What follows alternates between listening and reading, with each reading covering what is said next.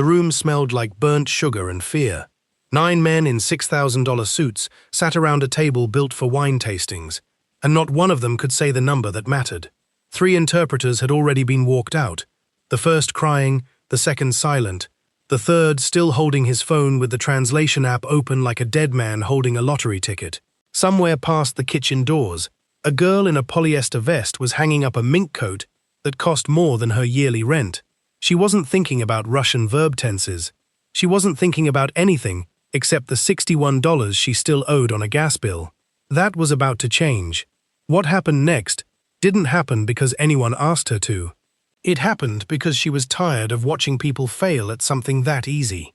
4 days earlier, Wren Callahan woke up to the smell of her own apartment, which was mildew and the ghost of someone else's fried onions, because the exhaust fan in 4B hadn't worked since the Obama administration. She lay still for exactly 90 seconds, the amount of time she allowed herself to feel bad before her feet had to hit the floor. The radiator clanked twice. It always clanked twice. She'd stopped hearing it as a sound and started hearing it as a clock. $614. That was the number sitting in her checking account, verified at 6:58 a.m. on a phone with a spiderweb crack across the corner. Rent was $1,100, due on the 1st, 4 days out. She did the subtraction the way she did it every morning, out loud, under her breath, like a rosary. 486 short. She had a coat rack, a folding chair, and a smile that management called customer-facing, and none of those things generated cash. She showered in 4 minutes because the hot water tank in her building gave her exactly 4 minutes before it turned punishing. A fact she'd learned the hard way twice and never forgot again. She ate half a bagel standing at the counter, saving the other half for later, wrapped in a paper towel because she'd run out of sandwich bags 3 weeks ago and kept forgetting to buy more. The 50 cents feeling, some weeks, like a decision she couldn't quite justify making. Her downstairs neighbor's television bled through the floor, some rerun with a laugh track, tinny and cheerful at 7 a.m., and Wren had long since stopped being able to tell if the sound comforted her or made the apartment feel emptier by comparison. She had 2 younger cousins in Ohio. She video-called every other Sunday and lied to, cheerfully, about how the city was treating her, because the alternative was admitting that 4 years after moving here with a suitcase and a half-finished translation certificate she'd never had the money to finish paying for, she was still exactly where she'd started, just more tired. Her uniform hung on the back of the bathroom door, a black polyester vest with brass buttons, a white shirt gone grey at the collar no matter how much bleach she used, and a name tag that spelled her name wrong. Wren, it said, except the N had rubbed off months ago and nobody had reissued it, so for 6 months she had been, professionally, WRE. She put it on anyway. The fabric smelled like dry cleaning chemicals and old cigarette smoke that had soaked into it before she was even born, a smell she associated with every bad shift of her life, going back to the first coat check job she'd worked at 19. The Yanta room did not employ people. It employed furniture. That was the unspoken rule Wren had learned in her first week, when a man in a cashmere overcoat had handed her his coat, his scarf, his hat, and his car keys without once looking at her face, the way you'd hand things to a hook on a wall. She had said, "Thank you, sir, enjoy your evening," and he had walked past her like she was made of the same brass as the buttons on her vest.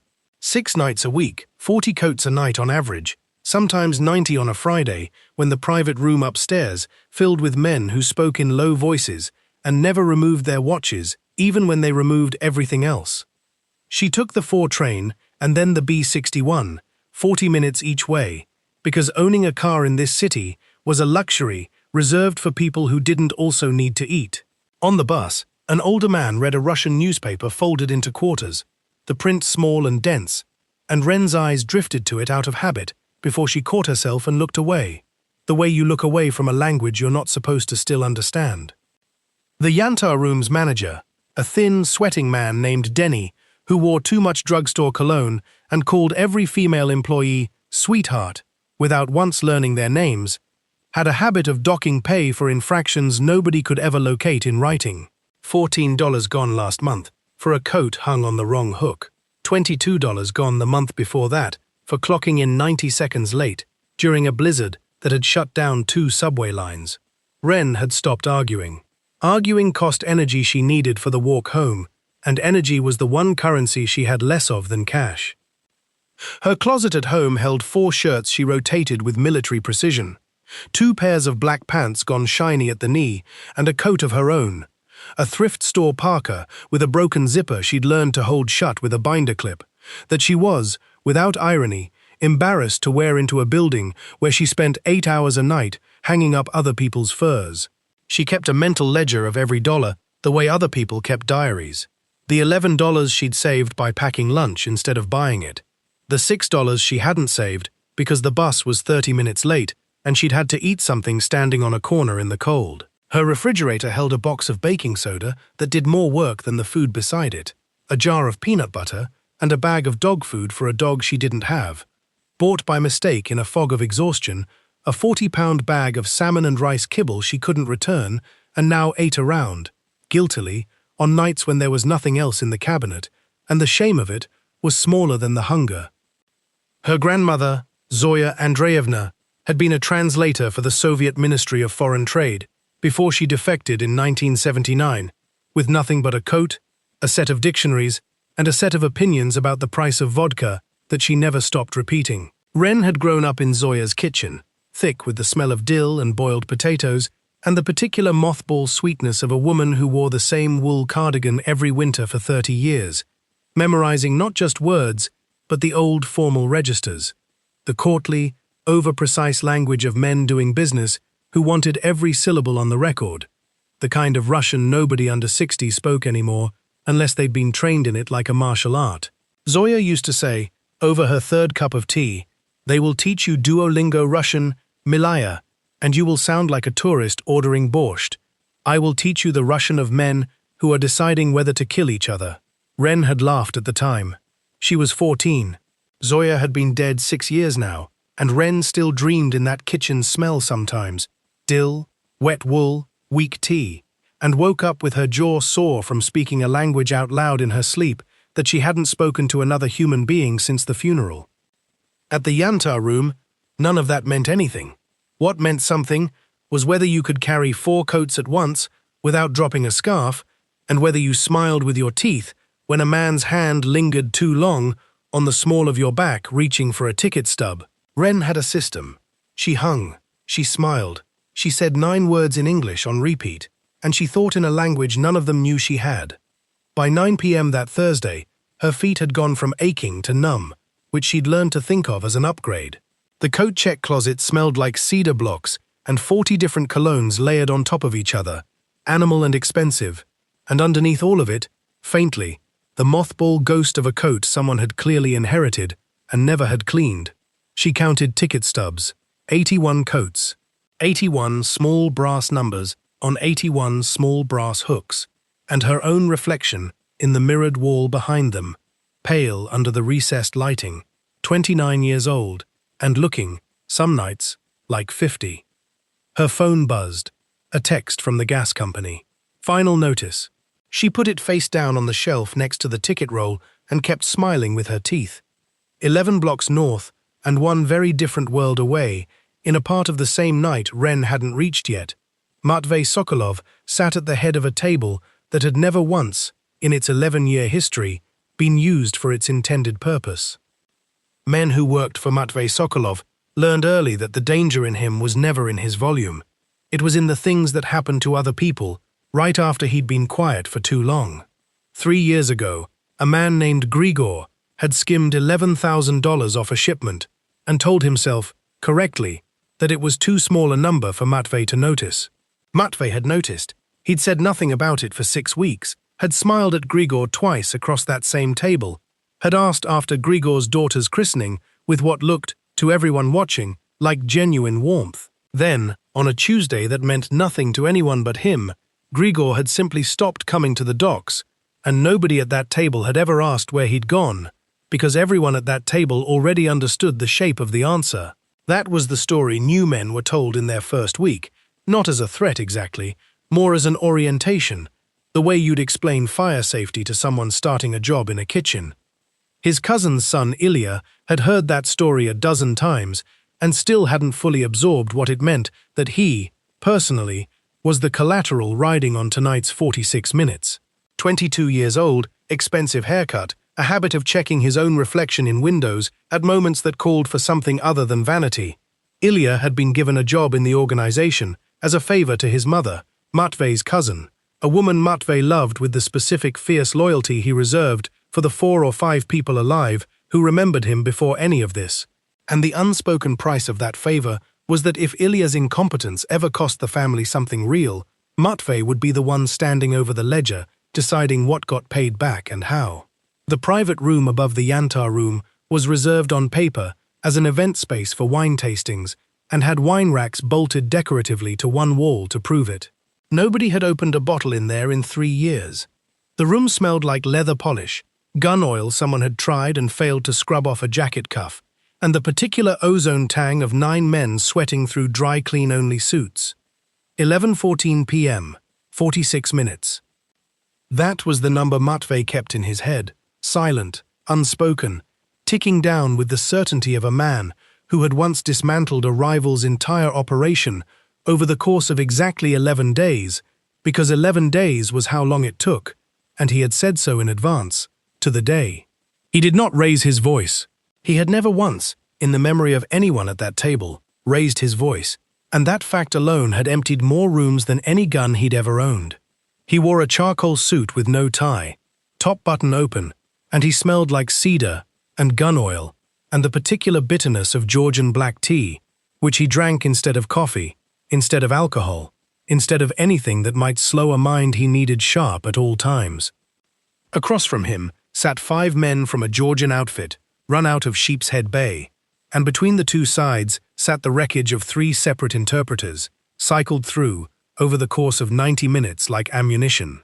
The deal was simple in its bones and catastrophic in its details.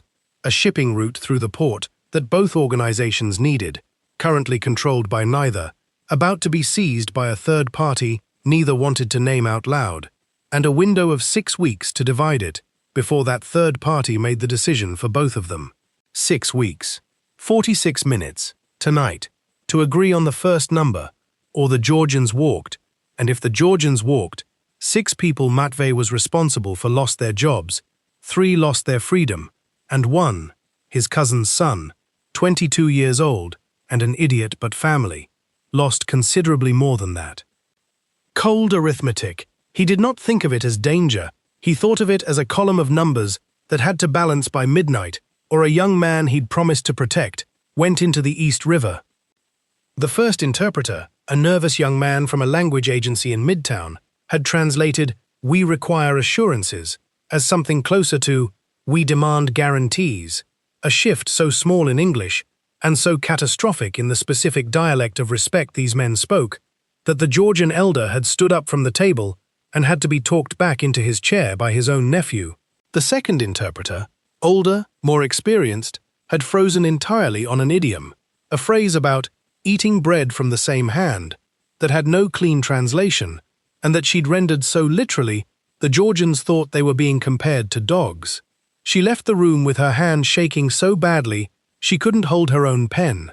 The third had simply opened a translation app on his phone, and the Georgian elder had looked at that phone the way a man looks at an insult he intends to remember. "Perhaps," said the Georgian elder, in English, slow and precise, each word a closing door, "we are finished for tonight." Matvey did not move. He set his teacup down without a sound. Around him, men who had killed people held their breath. 5 more minutes, he said. Quiet. Level. The kind of quiet that made the room's temperature drop 2 degrees. Someone in this building can speak. Find them. His cousin's son, Ilya, the 22-year-old idiot, the one whose life was on the ledger tonight without knowing it, went pale and bolted for the door like it had been him who'd been asked, and not the room at large. Downstairs, Ilya found the only other human being awake in the building at 11:19 p.m., a woman in a black vest hanging up someone's coat with her back to him, humming something under her breath that he didn't recognize, in a language he didn't expect to hear her hum in. "Hey," he said, breathless, sweating through a shirt that cost $400. "Hey, Is there anyone here who speaks Russian? Fluent. Like, old-style fluent. Formal. Ren didn't turn around right away. She finished hanging the coat. Cashmere, camel, a smell of tobacco and orange peel that told her the owner smoked cigars and ate citrus for breakfast. A man's whole life in 2 smells. And hung the ticket stub on its matching hook before she looked at him. Define old style, she said. He blinked. He hadn't expected an answer at all, let alone a question back. Like, business Russian, negotiation Russian. Formal, like, old guys talk. Ren felt the number $614 sitting in her chest, like a stone she'd swallowed whole. She felt $486 of shortfall breathing down the back of her neck. She felt, underneath both of those things, something that had nothing to do with money at all. A version of herself that had sat at Zoya's kitchen table, memorizing the difference between a phrase that meant respect and a phrase that meant insult, and had never once, in 15 years, been asked to use it. I might, she said, and hated herself a little for how careful she made the word sound. Know somebody. 22 minutes. That was what was left when Ilya walked her up the back stairwell, past the kitchen's steam and clatter, into a hallway that smelled entirely different from the restaurant below it. Leather, gun oil, black tea, and underneath everything, the particular metallic tension of men who had stopped believing tonight would end well. The door opened onto silence. 9 faces turned toward a woman in a coat-check vest with a name tag that said WRE. Nobody stood up. Nobody offered her a chair. The Georgian elder looked at her the way you'd look at a waitress who'd wandered into the wrong meeting, which, as far as he knew, she had. At the head of the table, a man in a charcoal suit looked at her once, assessed her, the vest, the flat shoes, the tired eyes, and made a small, private note to be furious at his cousin's idiot son later for wasting the last of the clock on a coat-check girl. "This is a joke," said the Georgian elder, standing. Ren looked at him. She looked at the man at the head of the table, whose stillness she recognized immediately as the real danger in the room, the way you recognize a live wire by the way the air around it doesn't move. She looked at the wreckage of 3 interpreters' notes scattered across the table, at a phrase circled twice in red pen, eating bread from the same hand, and she understood, in the space of one breath, exactly what had gone wrong 3 separate times. She spoke, not in the halting, over-careful cadence of a nervous professional. In the old formal register, the courtly, deliberate Russian of men deciding whether to kill each other, the exact dialect her grandmother had drilled into her over 30 years of tea and dill and mothballs. She rendered the idiom not literally, but correctly, framing the shared bread not as an insult, but as an offer of kinship. The precise cultural weight the phrase was built to carry, and she said it looking directly at the Georgian elder, without a single flinch, without checking anyone's face for permission first. The room went silent, in a way it hadn't been silent all night. Not the frightened silence of before, a different silence. The silence of 9 men recalibrating, in real time, who was actually in charge of this negotiation. The Georgian elder sat back down slowly, still looking at her, and said something short, testing. An old proverb about wolves and shepherds that had tripped up interpreter number 2 entirely. Ren answered it without pausing, matched the proverb with its natural counter, the exchange landing exactly the way 2 old men trading chess moves would land it. A joke buried inside a warning, buried inside a compliment. And for the first time in 11 years of running that private room, Matvey Sokolov felt something close his mouth that wasn't caution. He was silent, genuinely, completely silent, for 4 full seconds, which for a man who spoke rarely and always with purpose, was an eternity long enough for his own men to notice. "Where," he said finally, quiet, in Russian, "did a coat-check girl learn to speak like my grandfather's lawyer?"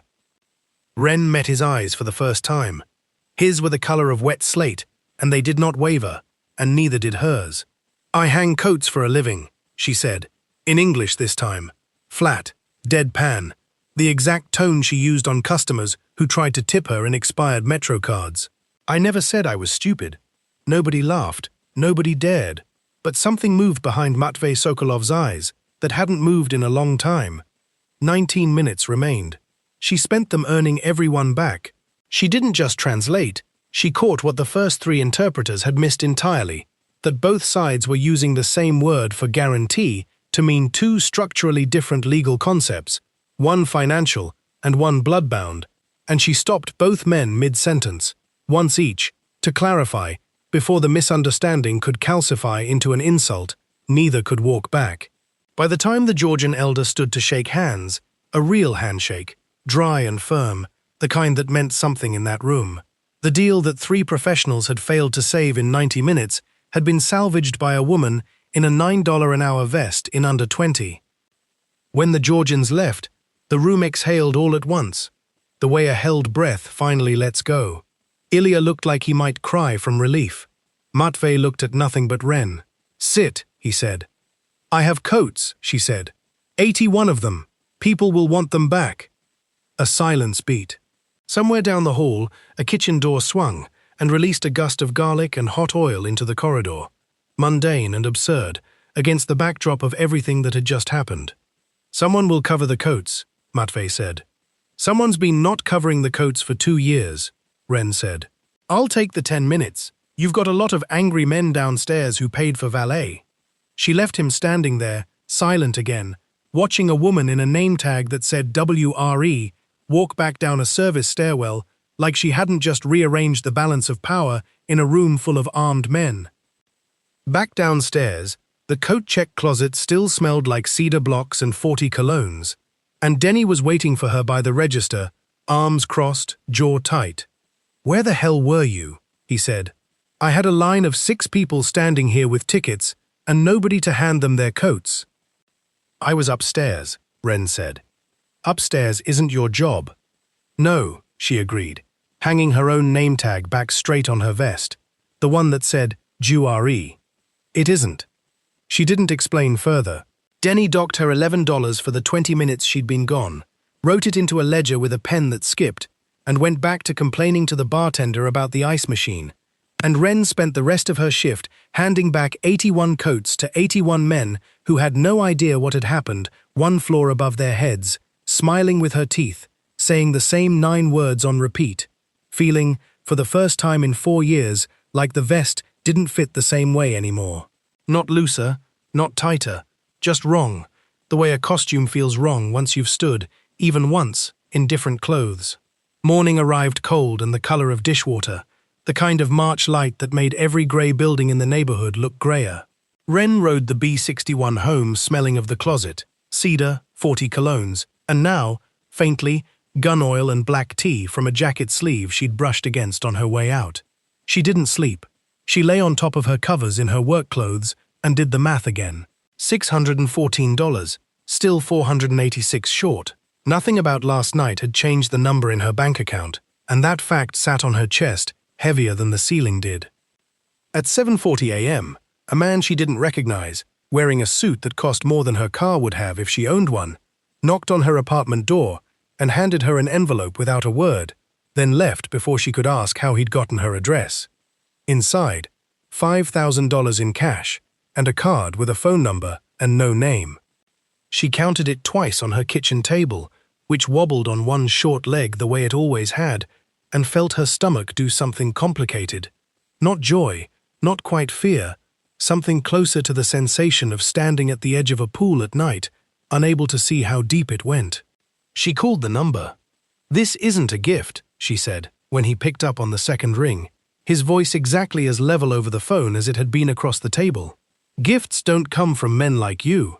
"No," Matvey agreed. "It's a retainer. I need someone in that room who can hear what men are actually saying. You did that once. I'd like you to do it again. I have a job. You have a coat check job that pays you less in a year than I made available to you this morning." "That coat check job doesn't get me killed," she said. "Yours might." A pause on the line, unhurried. "That's a fair point," he said, and something in his voice suggested he respected the objection more than he'd have respected agreement. "I'm not a lawyer," Ren said. "I don't have a license to be in that room. If something goes wrong in there, legally, I'm the one holding a bag I don't understand. I've got a landlord who'd evict me for a parking ticket. I can't be the person who gets subpoenaed, because I translated a sentence for the wrong men. I can protect you from that. You can't protect me from a grand jury, Mr. Sokolov. Nobody can. That's not a threat you can pay your way out of, the same way you pay your way out of everything else. There was a pause on the line long enough that Ren wondered if she'd overplayed it, if a man like him simply hung up on women who told him no. Instead, when he spoke again, his voice had shifted register slightly, less command, and more something closer to negotiation, which she noted, professionally, as its own kind of tell. "What would make you feel protected?" he asked. "Nothing you can offer over a phone at 8 in the morning," Ren said. "I need to think. I need to not be handed $5,000 by a stranger on my own doorstep and asked to make a decision about my whole life before I've had coffee." "That's fair," Matvey said, and this time he didn't sound like he was conceding a point so much as filing it away, the way she imagined he filed everything, permanently, for later use. "I'm not saying no," she added, before he could hang up, hating herself slightly for the addition. "I'm saying, not yet." "I can work with not yet," he said, and the line went quiet, and Ren stood in her kitchen for a long time afterward, staring at an envelope of cash on a table that wobbled on one short leg, feeling the specific vertigo of a decision that hadn't technically been made yet, but had already started making itself. Another silence, longer this time, and when he spoke again, there was something in it she hadn't heard the night before. Not quite respect, not quite amusement, something adjacent to both. "Keep the retainer," he said. "Think about it." She didn't spend the $5,000 that week. She paid the gas bill. She paid the rent, on time, for the first time in 4 months, and stood in her landlord's doorway, watching him count it twice, like he didn't believe it either.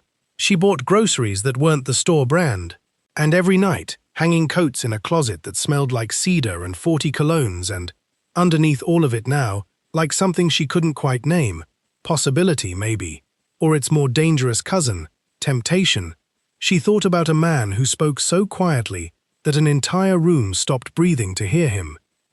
For 6 days, Ren went back to her old rhythm and told herself it fit like it always had. She hung coats. She counted stubs. She rode the B-61 with her forehead against the cold glass, watching the same grey buildings slide past in the same order, and she told herself the $5,000 sitting untouched in a shoebox under her bed was just a cushion, not an invitation. She avoided the smell of cedar and gun oil when a customer's coat carried some faint echo of it, crossing the closet to hang a different coat first, as if proximity to the memory might commit her to something she hadn't agreed to. Denny docked her $18 that Thursday for a coat check line that had backed up during a private party. A line that had backed up because Denny himself had scheduled one girl for a night that needed 3. Ren said nothing. She'd learned, over 4 years, that saying something cost more than $18 ever could. She stood in the closet afterward, doing the math out loud under her breath, the way she always did, and for the first time in 4 years, the number didn't scare her the way it used to, because she knew, sitting under her bed, 11 blocks and 1 bus ride from where she stood, there was a shoebox that could erase every version of this math she'd ever have to do again. That knowledge sat in her chest like a held breath. She hated how good it felt to have it there, unused. She hated more how much she wanted to use it. She thought about her grandmother a lot that week, not the woman in the wool cardigan drilling verb conjugations at a kitchen table, but the younger Zoya in the one photograph Ren still owned.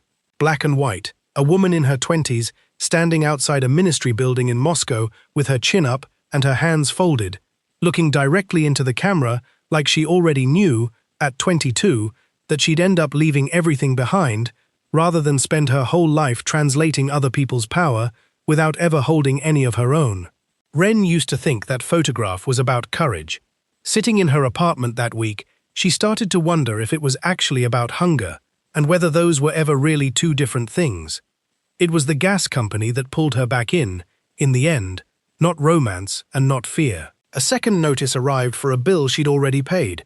A clerical error, unresolvable except by 4 hours on hold she didn't have, stacked on top of a rent increase notice that arrived the same week, $140 a month, effective in 60 days, No negotiation offered. Ren sat at her wobbling kitchen table and did the arithmetic one more time, the way she always did, out loud, under her breath. The new number didn't balance. It hadn't balanced in years. She had just, for 1 week, been allowed to pretend otherwise. She called the number back. "I have conditions," she said, before he could say hello. "I'd expect nothing less," Matvey said. "I keep my coat check job. This is a second job, not a replacement. I don't carry anything. I don't hold anything. I don't know anything I don't need to know to do the translating, and nothing more. And the second anyone in that room raises a hand near me, I'm gone, retainer or not." "Agreed," he said, without hesitation, which surprised her more than if he'd argued. "Why?" "Because those are the terms of someone smart enough to survive this," he said. "I don't employ people who don't understand what they're agreeing to." She knew, hanging up the phone, standing in a kitchen that smelled like burnt coffee and old carpet, that she had just agreed to something with teeth in it, something shaped exactly like a trap and dressed up in enough cash to look, for a while, like a door. The second test came 6 weeks later, in a warehouse near the water that smelled like diesel, brine, and the specific mineral cold of a room that had never once been heated. This was not the Yantar room's careful theater. This was the real thing. 22 men, 3 languages, a shipment worth more than Ren would earn in 4 lifetimes of hanging coats, and a deal that had already, once, nearly gone bloody over a translation error nobody but her had caught in time. The warehouse sat at the end of a road with no streetlights, and Ren had ridden there in the back of a car that smelled like leather conditioner and, faintly, the ghost of someone's cigarette from years before the upholstery had been replaced. Ilya drove, silent, checking his mirrors every few seconds, with an anxiety that had nothing to do with traffic. Matvey sat beside her, reading something on his phone with the particular stillness of a man who'd learned to look calm in every circumstance, because looking calm was itself a kind of weapon. "You don't have to come to these," he'd told her once, weeks earlier, after the first small deal had gone smoothly. "The Yantar room is controlled. This isn't. You need someone who can hear the difference between a lie and an accent," Ren had said. "You're not going to find someone else who can do both in the time you have." He hadn't argued. He'd simply nodded, the same small motion he used for everything, and from then on, she'd been in the car for every meeting that mattered, learning, slowly, that the version of danger she'd imagined from movies, loud, chaotic, immediate, was almost never how it actually arrived. It arrived quiet. It arrived in rooms with bad lighting and worse heating, where 20 grown men stood in a loose circle, not because anyone told them to, but because it was simply how men who didn't trust each other chose to stand. By then she'd learned the geography of Matvey's world the way she'd once learned the geography of coat pockets, where the danger sat, which men flinched and which didn't, which silences meant thinking, and which meant deciding. She'd learned that Ilya, still sweating through his $400 shirts, treated her now with the deference of a man who understood she'd probably saved his life without either of them ever saying so out loud. She'd learned that the bartender at the unmarked bar between the laundromat and the shuttered bodega always had a club soda with lime waiting for her without being asked, because Matvey had told him to, and that small, unasked-for kindness undid her a little more than the $5,000 ever had. She'd learned her own coat, his coat, the one made to fit her, no longer smelled entirely like cedar block storage. It smelled like her now too, faintly, her own drugstore shampoo layered under his tailor's fabric, 2 worlds folding into one scent she hadn't chosen and couldn't quite bring herself to wash out. The warehouse deal was bigger than anything she'd stood inside before, bigger than the Georgians, bigger than the quiet 6-week territory split that had first pulled her upstairs. 22 men stood in a room with concrete floors and caged work lights, breath visible in the cold, and Ren stood at Matvey's shoulder in her own coat, translating numbers large enough that a single decimal error could have meant somebody's family lost a house, or worse. A man named Felix stepped forward on the opposing side to speak, and something in the cadence of his Russian struck Ren as wrong in a way that had nothing to do with grammar. He was translating his own boss's numbers slightly upward, a few thousand here, a percentage point there, small enough to pass unnoticed by anyone who wasn't listening for the specific music of a lie dressed up as loyalty. She said nothing in the room. She waited until the meeting broke for its allotted 10 minutes, walked to where Matvey stood at the window, looking out at black water, and told him, quietly, in 3 sentences, exactly which numbers Felix had moved and by how much. Matvey didn't ask her how she knew. He simply nodded once, the smallest possible motion, and said, "Thank you," in the tone of a man closing a ledger. Felix did not finish the negotiation. He was walked out by 2 men Ren had never seen before, calmly, almost politely, and Matvey returned to the table 12 minutes later and resumed the meeting exactly where it had left off, as though nothing at all had happened, his voice carrying not 1 degree more heat than before. Later in the car, Ren asked the question she'd been holding since the window. What happens to him? "He'll be asked some questions," Matvey said, watching the road, his voice as flat as if he were discussing weather. "That's not an answer. It's the only one you get. A silence beat, and then, softer, almost an offering. You did good work tonight." "I did math," Ren said. "I counted percentages. That's all it was." "That's not all it was," he said, and didn't elaborate, and she found she didn't want him to. The bar he took her to afterward had no sign outside, a door between a laundromat and a shuttered bodega, and inside it smelled like cedar and leather, his smell, layered now over something warmer, bourbon, and rain that had started while they were driving.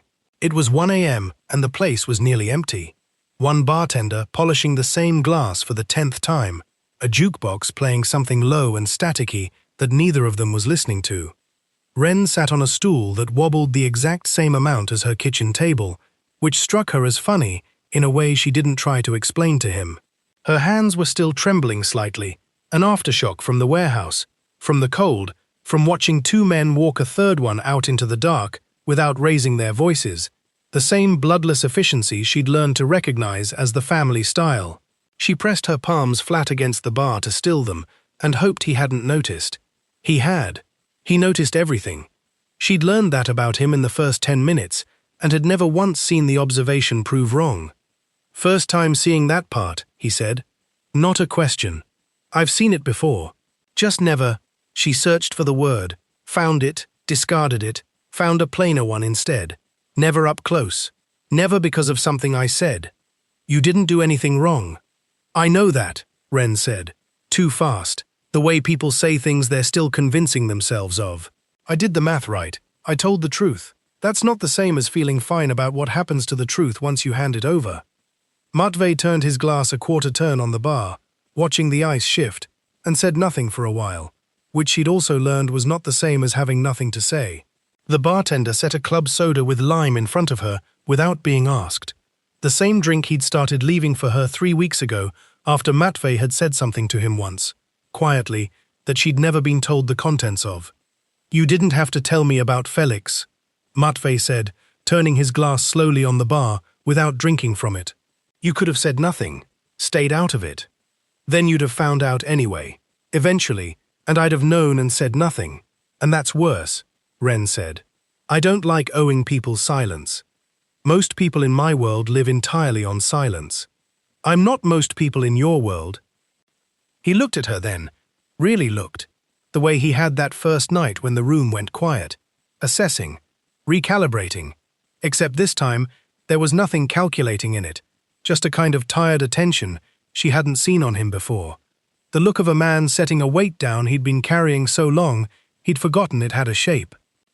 "My father ran cargo off the same docks your grandmother probably watched get built," he said. "I grew up smelling diesel and thinking it was the smell of ambition. It took me 30 years to realize it was just the smell of never having enough." "How old were you," Ren asked, "when you figured out that was the smell?" 9, he said. "My father came home one night, short $40 on a debt he owed a man 3 blocks over, and I watched him take his own watch off his wrist and hand it across a kitchen table, just like the one at your place probably, wobbling on the same short leg. I decided that night I would never again be the person handing something across a table because I didn't have a choice. Everything I've built since then is just that decision. over and over, dressed up in better suits. My grandmother translated for men who starved her country and called it progress, Ren said. She used to say the only difference between a diplomat and a thief is the diplomat gets a pension. She defected with a coat and 2 dictionaries and cried, once, the whole rest of her life, only on the anniversary of the day she left, and never told anyone why that day specifically, and I never had the nerve to ask her before she died. I think about that a lot. How you can know everything about a person's grammar and nothing about the one date that actually broke them. You're not like her. I'm exactly like her, Ren said. I just haven't found my one date yet. Something that might have been a laugh moved through him. Quiet, almost silent. The kind of laugh a man allows himself only once every few years. He reached over, not for her hand, but for her wrist, where a faint bruise sat from carrying too many coats over one shoulder for 6 nights straight, and touched it lightly, the pad of his thumb tracing the edge of it with a carefulness that didn't match anything else about him. You work too hard for someone who never has to, he said. I have to, she said, and didn't pull her wrist away. You just haven't figured out yet that the two things aren't the same. Neither of them moved for a long moment. The jukebox static filled the space where words might have gone. Rain hit the window in the specific rhythm of a city that never fully stopped moving, even when it was supposed to be asleep. His thumb was still resting against her wrist, and her pulse, she was sure, was loud enough that he could feel it there, hammering under skin gone thin with exhaustion and something else entirely. This is a bad idea, Ren said finally, not moving. Yes, Matvey agreed, not moving either. You know how this ends. Men like you don't end up with women like me. You end up burying us, or leaving us, or getting us subpoenaed. And I've read enough of my grandmother's old letters to know exactly which one it usually is. I'm not most men, he said. That's what all of them say, right before they prove they are. He didn't argue the point. He simply turned his hand over, palm up, resting beneath her wrist instead of over it, an offer instead of a hold, and left it there, patient, not pushing, the choice entirely hers to close the last 2 inches or not. She didn't move for 3 full seconds that felt considerably longer. Then she slid her hand the rest of the way into his, once, briefly, and pulled it back before either of them could call it anything. Neither of them said anything else. He paid for drinks neither of them had finished and drove her home in silence that wasn't uncomfortable. The wipers ticking a slow metronome against the rain, dropping her at her building at 2:40 a.m. under a streetlight that flickered every 11 seconds like it was counting something down. He didn't try to come up. She didn't ask him to. At her door, he said only, "Same time next week," and she said, "I'll bring my own coat this time." And neither of those sentences meant what they said, and both of them knew it.